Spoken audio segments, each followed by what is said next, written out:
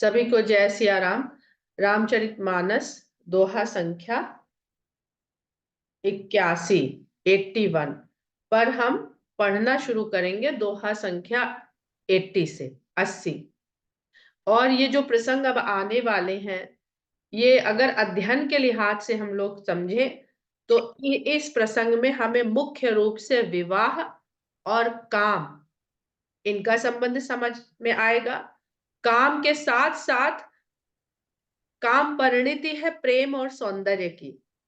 प्रेम की पराकाष्ठा काम है, प्रेम की पराकाष्ठा काम है, भोग की नहीं। तो प्रेम और सौंदर्य का संबंध और उसमें उसका काम में परिणित होना और उसका परिणाम विवाह के रूप में, जो हमारी एक प्राकृतिक व्यवस्था और उसी को लागू करते हुए सामाजिक व्यवस्था है। तो इसको हम लोगों को बहुत बहुत सरलता से गोस्वामी जी ने शिव पार्वती प्रसंग से समझाने का प्रयास नहीं किया, उन्होंने समझा दिया है, हम लोग समझने का प्रयास करेंगे। तो दोहा संख्या 80 है। महादेव अवगुण भवन, विष्णु सकल गुण धाम, जहि कर मनुरम जाहि सन, तेहि तेहि सन काम। बहुत सुंदर दोहा है और हर किसी के जीवन में पूरी तरह से एप्लीकेबल है। और आगे पार्वती जी कहती हैं, जो तुम मिलते हो प्रथम मुनीसा, सुनती हूँ सिख तुम्हारी धरी सीसा, अब मैं जन्म संबुहित हारा, को गुण दूषण करे बिचारा। जो तुम्हारे हट हृदय बिसेखी, रही न जाई बिनु किए बरेखी, तो कौतुकियन आलसु नाही, बर कन्या अनेक जग माही। पार्वती जी कह रही हैं कि हे मुनि श्रेष्ठ, अगर आप हमें पहले मिल जाते, मतलब नारद जी से पहले पहले मिल जाते, तब तो हम आपकी शिक्षा को सुनते और उसे शीश में धारण करते। लेकिन अब तो हमने नारद जी की सीख पहले सुन ली और उनके कहने की वजह से शंकर के लिए अपने को हार दिया। अब जिसको कहते भाई दिल हार चुके, अब दिल दे दिया तो दे दिया, अब दूसरा दिल कहां से लाए, आज की भाषा में अगर हम इसको कहने की कोशिश करें। और को गुण दूषण करे विचारा, अब गुण और दोष का विचार कौन करे। जो तुम्हारे हट हृदय बिसेखी, रही न जाई बिनु किए बरेखी। लेकिन अगर आपके हृदय में ये विशेष हट आ ही गया है कि आप वर कन्या को मिलवा के ही रहेंगे, किसी न किसी का विवाह करवा के ही रहेंगे। बहुत लोगों को शौक होता है ना, पुराने जमाने में तो बहुत था, आजकल इसको भी प्रोफेशन बना लिया है लोगों ने, तो उन्होंने अपना मैरिज ब्यूरो खोल लिए हैं। पर पहले ऐसे मैरिज ब्यूरो लोग जेब में और अपने झोले में डाले घूमते थे, जहां कहिए वहां वर कन्या एक दूसरे को बताते रहते थे, उनको आनंद आता था, उन्हें इसमें कुछ मिलता नहीं था, उनको आनंद आता था। हमारे परिवार में भी में ही एक थे और इसको पुण्य कर्म समझ के करते थे वे कि भाई दो लोगों को मिलवाना एक पुण्य का कार्य है। तो कह रही अगर आपको भी ऐसा ही हट हो गया है और ये किए बिना आपको चैन नहीं पड़ रही है, आपको कराना ही है, तो कौतुकी आलसु नाही, बर कन्या अनेक जग माही। तो आपके लिए इसका मतलब कौतुक खेल, आपके लिए ये आनंद का विषय है, आपको इसमें आनंद आता है, तो इसमें कोई आलस्य की बात नहीं है। इस संसार में अनेक वर और कन्याएं पड़े हुए हैं, आप जाइए, जिसको जिससे संजोग करवाना है मेल करवाइए, जाके विवाह करवाइए जाके, एक हम ही थोड़ी अकेली कन्या। जन्म कोटि लगी रगर हमारी, बरहु शंभु न त रहूं कुंवारी। क्योंकि मैंने तो अब ये करोड़ों जन्म के लिए इस हट को धारण कर लिया है, अपना बना लिया है कि या तो शंभु का ही वरण करेंगे और नहीं तो कुंवारे रहेंगे। तजौ न नारद कर उपदेशु, आप कहा ही सत बार महेशु। मैं नारद के वचन जो उपदेश मुझे दे गए, मैं उनको नहीं भुलाऊंगी, उनका त्याग नहीं करूंगी, भले ही 100 बार शंकर स्वयं आके मुझसे इस बात को कहे।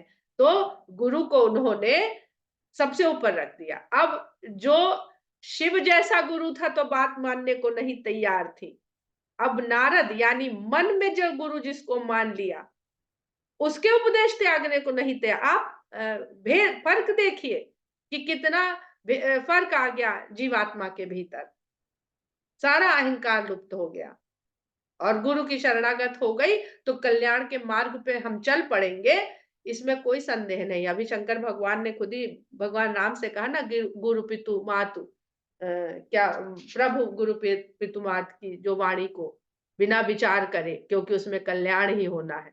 अभी पिछले ही हम लोगों ने दिनों में पढ़ा है।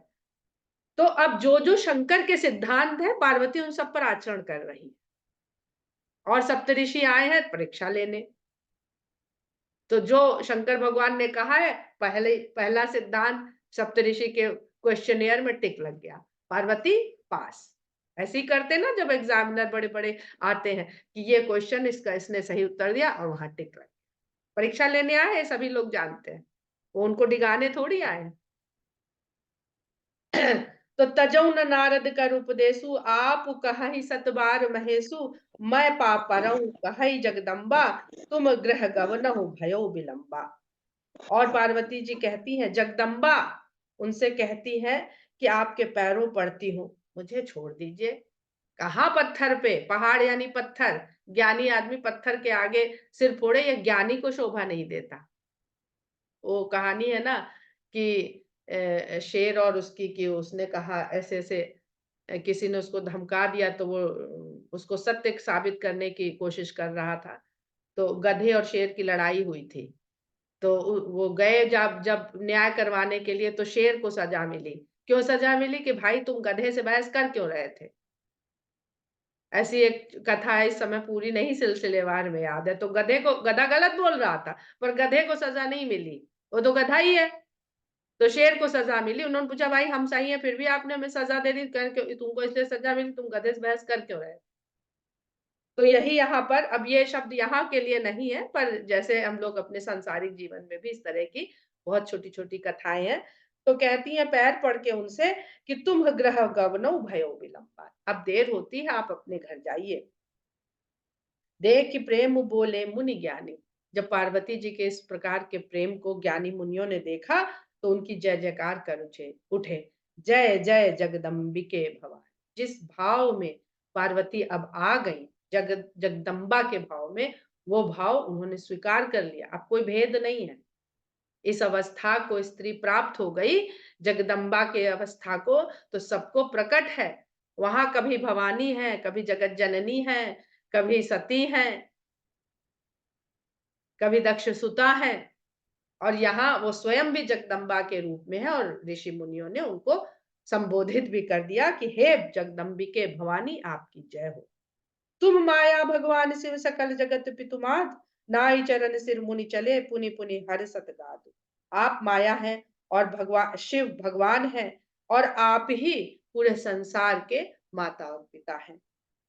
ऐसा कह के पार्वती जी के चरणों में शीश नाई, चरण सिर मुनि चले, उनके चरणों में शीश नवा करके मुनि वहां से चल पड़े, और चलते हुए उनके अंग प्रसन्नता से पुलकित हो रहे। क्यों? क्योंकि चाहते तो सब लोग यही हैं कि पार्वती और शंकर का मिलन हो जाए। जाय मुनि नहीं मुवंतु पठाए, करि विनती गिरिजहि गृह लाए। सप्तऋषि हिमवान के पास गए और उनको, क्योंकि शंकर भगवान ने कहा था कि उनसे कहो घर जाए, और आकाशवाणी भी हुई थी पार्वती जी के लिए कि जब पिता बुलाने आए तो अब चली जाना, समझ लेना कि तपस्या पूरी हुई, अब तुम्हारी मनोकामना पूरी होने का समय आ गया है। तो वो भी उन्होंने किया, और जाकर के उनसे जब बोला तो करि विनती गिरिजहि गृह लाए, और विनती करके उन्होंने घर में लेकर के आए हिमवान अपनी पुत्री को। बहुर सप्तऋषि शिव पही जाई, कथा उमा कै सकल सुनाई। अब सप्तऋषि बड़े हर्षित होकर के बहुत शीघ्रता से शंकर के पास गए, और उन्होंने पार्वती जी की सारी कथा उनको कह सुनाई। उमा, अब वो उमा की अवस्था को प्राप्त हो गई। ओम से उमा, ओम जो निर्गुण है, जो विस्तार ले सकता है प्रकृति के रूप में, जैसे राम और रमा, वैसे ओम और उमा। अब यहाँ पर बहुत प्रश्न थे उस दिन कि हम क्या माने। हम इस रामचरितमानस की कथा को मात्र कथा माने, कि हम एक सत्य घटना माने इतिहास की। ये हमारी बुद्धि ही तो है जो हमें इधर और इधर खींच रही है, कि हम निर्गुण माने कि हम सगुण माने। सत्य दोनों है।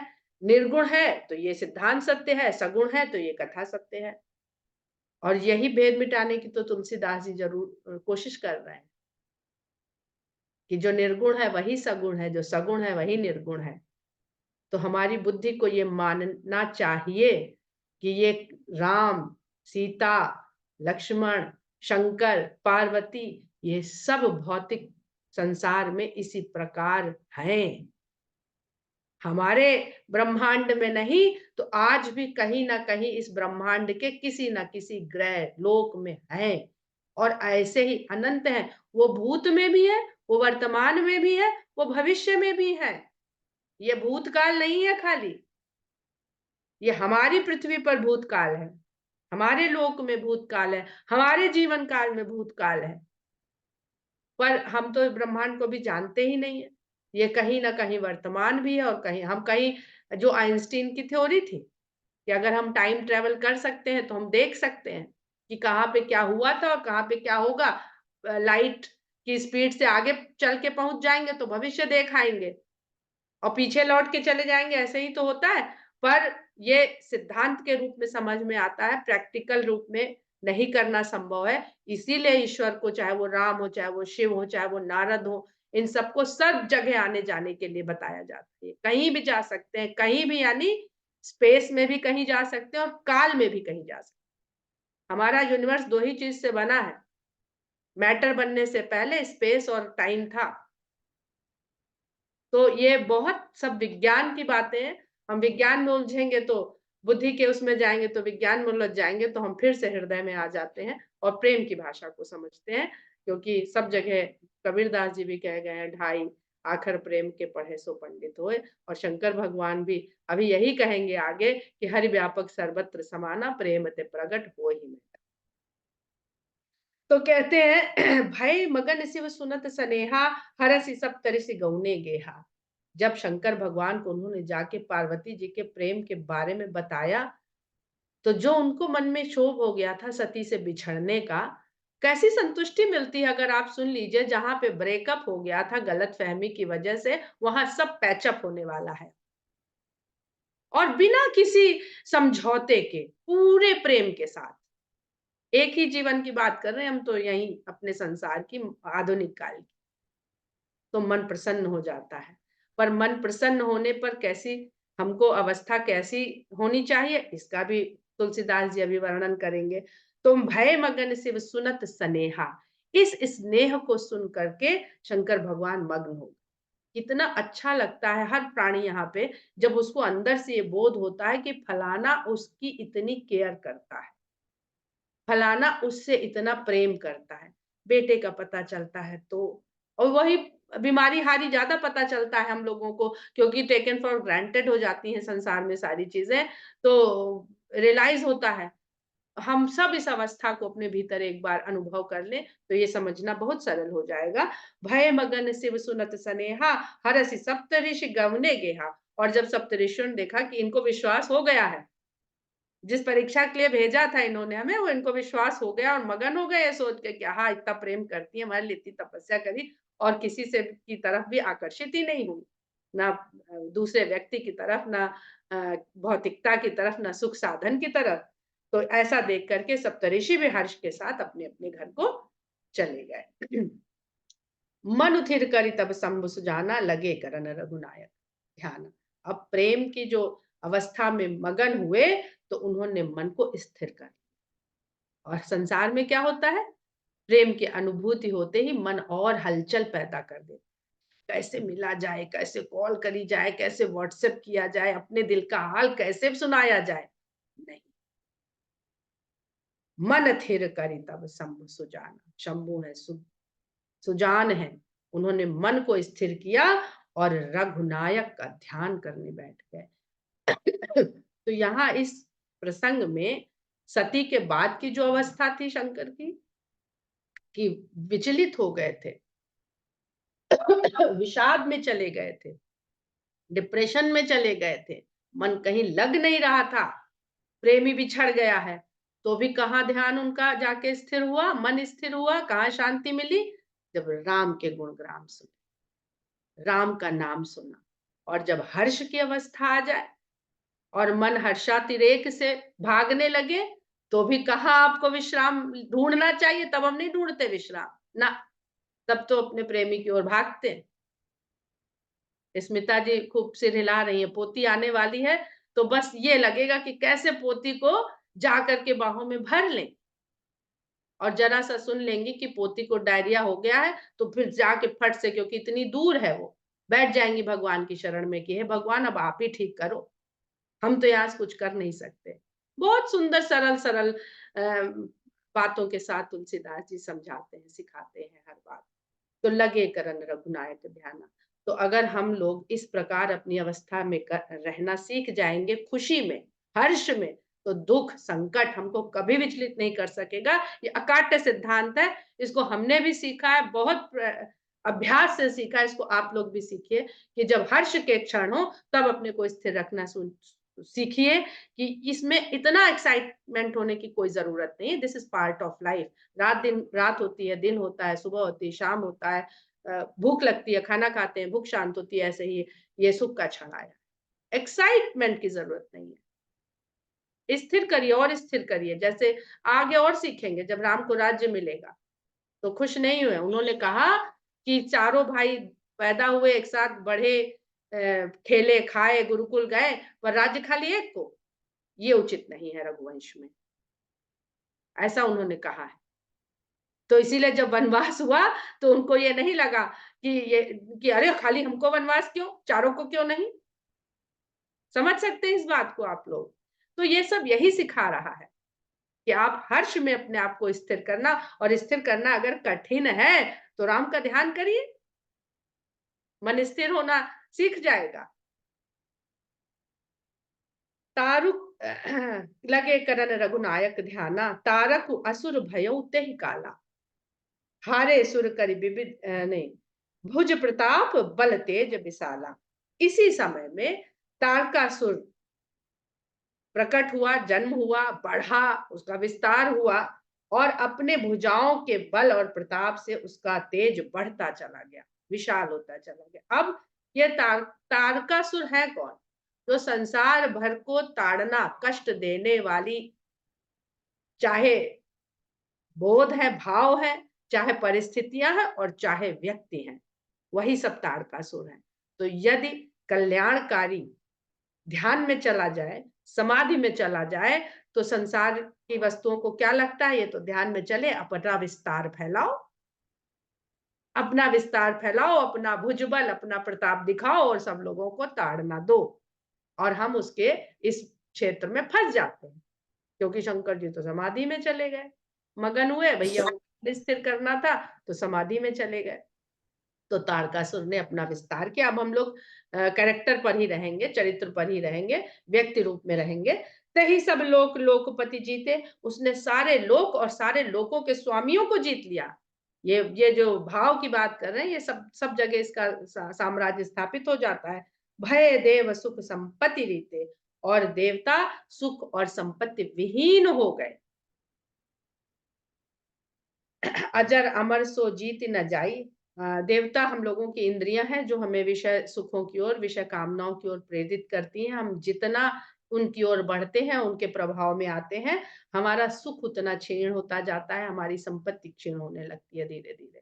बहुत अय्याश लोगों के जीवन में क्या होता है, कहते हैं जो 9 निधियां हैं उसमें हम लोग ने जो अपने इतिहास में देखते हैं, तो बहुत देखिए तो 3 कुल तक चलती है किसी की निधि, और बहुत अधिक चलती है तो 7 कुल। 7 कुल से अधिक चलने वाली निधि नहीं देखी। मुगल साम्राज्य में 7वें कुल में सब खत्म हो गया, सब खत्म हो गया।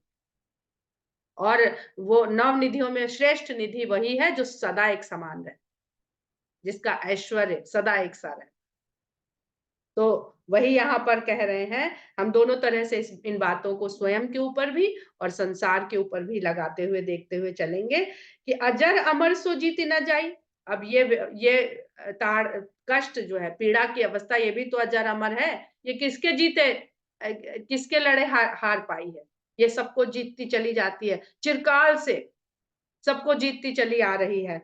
तो अजर अमर सो जीत न जाई। जो तारकासुर है, ये न बूढ़ा होता है, बुढ़ापे में शक्ति क्षीण हो जाती है, पर इसकी ये कभी बूढ़ा नहीं होता। लोगों को सताने की प्रवृत्ति इस संसार में, व्यक्ति चला जाएगा, उसकी ताड़ना की प्रवृत्ति नहीं जाएगी। तो वो सदा अजर अमर है और जीता नहीं जा सकता है। और सारे देवता विभिन्न विभिन्न प्रकार की लड़ाइयां उससे लड़ चुके हैं, पर उसको हरा नहीं, देवता ही हारे जा रहे हैं। तब बिरंची सन जाई पुकारे, देखे विधि सब देव दुखारे। तब उन्होंने जाके ब्रह्मा जी के पास, जिन्होंने उनको रचा है, बिरंची, उनके पास जाकर के पुकारा, वहां पर जाकर के, और ब्रह्मा जी ने देखा विधि, वो रच देते हैं और विधि भी चलाते हैं, एक नियम भी बनाते हैं उसको चलाने का। तो नियम तो तोड़ दिया ना तुमने, नियम तोड़ दिया तो संकट में पड़ गए। तो देखे विधि, ब्रह्मा जी ने देखा कि सारे देव तो दुखी हो गए हैं। विषय कामनाओं में इतने पड़ जाता है व्यक्ति कि फिर उसकी प्राप्ति किस रूप में होती है? दुख के रूप में। कोई ना कोई बीमारी, कोई ना कोई मानसिक असंतोष। सब सन कहा बुझाई विधि, धनुज निधन तब होई, शंभु शुक्र संभूत सुत एहि जीतई रन सोई। तब उन्होंने समझा बुझा करके ब्रह्मा जी ने देवताओं से कहा कि इस दुष्ट धनुज, बुरे व्यक्ति का, बुरे मनुष्य का, मनुज और धनुज निधन तब होगा जब शंकर के शुक्र से संभूत, अब संभ और संभूत, तुलसीदास जी ने बहुत सुंदर शब्दों का प्रयोग किया। संभूत यानी उनके ऐसा शुक्र जो उनके सारे गुणों के सहित, संभूत, उत्पन्न हो सहित, शुक्र सहित उत्पन्न, यानी कोई भी, अब जो हमारे यहाँ चाणक्य नीति में कहा गया है ना कि किसी भी समाज के पतन में सबसे बड़ा दोष वर्ण संकरण का होगा। वर्ण संकरण की दशा हम लोग देख रहे हैं। तो कहते हैं शंभु शुक्र संभूत सुत एह जीतई रन सोई, वही इसको रण में जीत सकता है। मोर कहा सुनि करऊ उपाय, होई ईश्वर करी सहाय।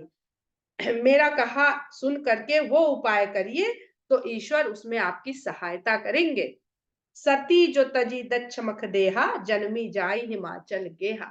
सती ने दक्ष के यज्ञ में जिस देह का त्याग किया था, वही हिमाचल के घर में जाके जन्म हुई। देखिए सूत्र भी बिल्कुल साफ साफ सूत्र मिल रहा है कि किस चीज को नष्ट करके, किस गुण को आपको विकसित करके इनसे मुक्ति का साधन बनेगा। तेहि तपुकीन शंभुपति लागी, शिव समाधि बैठे सबु त्यागी। उन्होंने शंकर को पति शंभु, शंभु को पति के रूप में पाने के लिए बड़ी कठिन तपस्या की है, लेकिन शंकर तो सब कुछ त्याग के समाधि में बैठ गए। अब शंकर के साथ यही है कि वो दुखी हुए तो भी राम राम और सुखी हुए तो भी राम राम, उनको तो राम राम ही चाहिए बस। यद्यपि यहाँ असमंजस भारी, तदपि बात एक सुनहु हमारी। यद्यप इसमें कठिनता तो बहुत है, बड़ा असमंजस की स्थिति है ये, लेकिन भाई जो मेरी बात समझ में आती है वो सुनो। अब देखिए ब्रह्मा जी के पास विधि क्या है, उन्होंने जब रचना आरंभ करी तो शुद्ध तत्वों से जीव रचते थे, और सनत कुमार आदि उन्होंने पहले पहल रचे, तो वो कहते थे सब व्यर्थ है, हम जा रहे हैं, जिसके लिए जन्म हुआ है और जब हमें जन्म के समय बोध है तो हम काहे को इस संसार में माया में फंसे जाके 5 साल के बालक ही रहे वो जीवन भर। 5 साल तक कहते हैं ना उसे सब याद रहता है, फिर भूल जाता है, फिर इस संसार में आ जाता है। तो वो चले गए ब्रह्म की शरण में कि हमें नहीं जाना। तो ब्रह्मा जी बड़े परेशान हुए कि ऐसे भगवान हम कब तक रचना करेंगे, ये तो बना रहे हैं लोग, तो कुछ आगे बढ़ा ही नहीं रहे। तो उन्होंने कहा कि इसमें समावेश करिए, आप कुछ मिलावट करिए शुद्ध तत्व में। तो उन्होंने माया, अपनी माया से प्रार्थना करी, उन्होंने सहायता करी, तो उन्होंने फिर एक एक ही चीज दे दी, अहंकार। अहंकार दे दो इनको सबको कि हम हैं, हमारा अस्तित्व है, बस सब काम अपने आप हो जाएगा। अब ये काम, क्रोध, लोभ, मोह, ममता, ईर्ष्या, ये सब उन्हीं का पूरा विस्तार है। तो ब्रह्मा जी को क्या पता चला कि ये काम के वशीभूत हो जाएंगे और आपस में संसर्ग कर लेंगे तो सृष्टि अपने आप आगे चलने लगेगी। हम बढ़िया कमलासन पे बैठ के भगवान का तप करते रहेंगे, ध्यान करते रहेंगे, और वही हुआ संसार में। तो उन्होंने अपने विधान के हिसाब से जो उनका सूत्र था, उन्होंने वही, जो जो जानता है वही सलाह देगा। आप डॉक्टर के पास जाओगे वो दवाई लिख देगा, साइकोलॉजिस्ट के पास जाओगे वो कुछ और लिख देगा, योगी के पास जाओगे वो आसन लिख देगा कि भाई इस तकलीफ में आप ये आसन करो, वैद्य के पास जाओगे वो चूरन लिख देगा। जिसके पास जो है वही वो बता देगा। तो ब्रह्मा जी के पास सुत पुत्र होने का जो विधान वो जानते थे कि काम 2 लोगों के बीच में काम पैदा हो जाए तो संतान उत्पन्न हो जाएगी। पशुओं में क्या होता है? यही तो होता है। तो पठवहु काम जाई सिव पाही करे छोह शंकर मन माही। तो जाइए और काम को भेजिए ताकि वो शंकर के मन में क्षोभ यानी उनका मन डिगाए। कामातुर व्यक्ति का मन नहीं लगता है। उसको लगता है जैसे भूखे व्यक्ति का मन नहीं लगता है, उसे लगता है पहले कुछ खा लें तब काम कर पाएँगे। सिर चकरा रहा है, चक्कर आ रहे हैं और बुद्धि भी काम नहीं करती भूख में। तो जो काम की भूख है, वो भी वैसे ही विचलित कर कर सकती है। तो ऐसा ब्रह्मा जी ने देवताओं से कहा। तब हम जाई सिवहि सिर नाई करवाऊँ विवाहु बरियाई। तो पहले उनकी समाधि तो तुड़वाओ, राम राम की जगह काम को भेजो। देखिए कितना सुंदर, बिल्कुल सरल। वो कह रहे हैं, पहले कह रहे हैं कि लगे करन रघुनायक ध्याना। अब रघुनायक के ध्यान के लिए क्या? राम, राम, राम। और ब्रह्मा जी क्या करें? अरे भेजो वहां पर काम, काम, काम। तो यहीं से समझ में आने लगती है सारी सरलता। पठवहु काम जाई सिव पाही करे क्षोभ शंकर मन माही। पहले उन्हें डिगाए तो उनके मन को, तब हम जाके उनके आगे शीश नवा। अभी तो शीश नवाएंगे, सर पटक देंगे, समाधि में बैठे, उन्हें तो कुछ दिखाई सुनाई नहीं देना। सती जी को करोड़ों वर्ष हमें 87,000 वर्ष इंतजार करवा दिया। तो या तो वही कष्ट झेलो और नहीं तो उनको मन को क्षोभ पैदा करो, तब हम जाए उनको शीश नवाए और फिर करवाऊ विवाहु बरियाई। फिर हट करके बढ़िया के जबरदस्ती पकड़ के कि नहीं चलो। अरे अब इतनी कामना जाग गई है तो विवाह काहे नहीं कर लेते हो? आ भी गई हैं वो पार्वती जी और तुम्हारे नाम बता भी गए हैं। तो किसको आधार बना रहे हैं ब्रह्मा जी? विवाह का काम। यहाँ यही प्रसंग समझने में आएगा कि विवाह का आधार काम नहीं, विवाह का आधार कुछ और है। जैसे जैसे प्रसंग आगे बढ़ेगा हम लोग को समझ आता जाएगा। यही विधि भले ही देव हित हो, एहि विधि भले ही देव हित होई, मत अति नीक कहई सब कोई। तो उन्होंने कहा कि बस इसी प्रकार से देवताओं का हित हो सकता है, इसके अलावा और कोई चारा है नहीं। तो ये उनका विचार सबको बढ़िया लगा। हाँ हाँ, इसमें क्या मुश्किल है, ये किया जा सकता है। अस्तुति सुरन कीन्ह अति हेतु, प्रगटे विषम बान झस केतु। और देवताओं ने स्तुति करी और उनकी प्रार्थना सुन करके विषम बाण, विषम संख्या के बाण, विषम संख्या यानी मेरे यहाँ लाइट नहीं है और लैपटॉप बंद होने वाला है और बैटरी इसकी खत्म हो चुकी है।